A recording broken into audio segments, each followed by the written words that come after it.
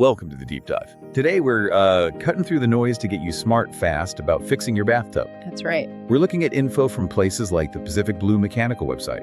Our mission: understand why fixing, not replacing, is often the way to go, especially with local know-how. Exactly. We want to quickly get to the real benefits of repair over replacement and why knowing the local scene, like say in Vancouver's West End, really matters. Okay, let's unpack this then. Yeah. Why is fixing a tub so important? It seems kind of simple, but the Pacific Blue Mechanical site suggests it's a bigger deal. Well, first off, let's talk looks and money. Right. Fixing those chips, the cracks, maybe some rust, it just makes the whole bathroom look better. Instantly. And the source notes this can actually boost your property value, especially somewhere busy like the West End. Yeah, definitely. A fresh-looking bathroom fixture, it counts. It avoids that needs work feel. Okay, that makes sense. What about safety? That was benefit number 2. Yes. Safety. A damaged tub, it's not just ugly.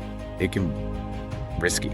Think about leaks starting small from a crack, or surfaces getting really slippery where the finish is worn off. That's a fall risk, especially for kids or older folks. Okay. So fixing prevents bigger water damage issues and makes it safer. Got it. Now here's where it gets really interesting, connecting back to that Pacific Blue Mechanical perspective. Why go local? Right, the localization part. Why does a local service matter so much here? Well, think about the West End. You've got these really old heritage buildings right next door to brand new condos. Totally different plumbing, different tubs. Exactly. Local pros, they've seen it all. They know how to handle that vintage cast iron tub that needs special treatment. Compared to, say, a modern acrylic one. Precisely. Different materials need different approaches, different chemicals, different techniques.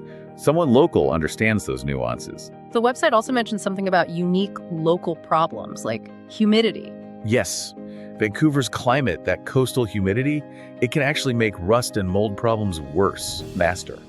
And it can even affect how the repair materials harden properly. So a local expert anticipates that. A good local one does, yeah. They adjust for it. That's the kind of specific knowledge you might not get otherwise. It's key. So, pulling this all together, what's the big takeaway?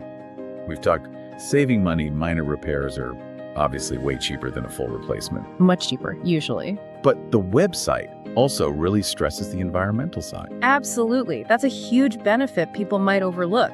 How so? Think about it. When you repair, you're not ripping out a big heavy tub and throwing it away. Right. Less landfill waste. A lot less waste. Tubs, tiles, maybe bits of wall. It adds up. Plus, you skip the whole environmental cost of making and shipping a new tub. And the source mentioned eco-friendly techniques too. Yeah, many repair services now focus on using safer stuff like low VOC paints, less fumes, and non-toxic sealants. Better for your home environment, better for the planet. So if we connect all these dots, timely repair seems like a really smart investment. It absolutely is. It keeps your home looking good, keeps it safe, saves you money, and it seriously reduces your environmental footprint compared to just replacing it. You've got it. It's about being smart with resources, your money, and, the planet. Okay, let's recap the core idea then. Bathtub repair saves cash, boosts safety, and is greener than replacement. Right.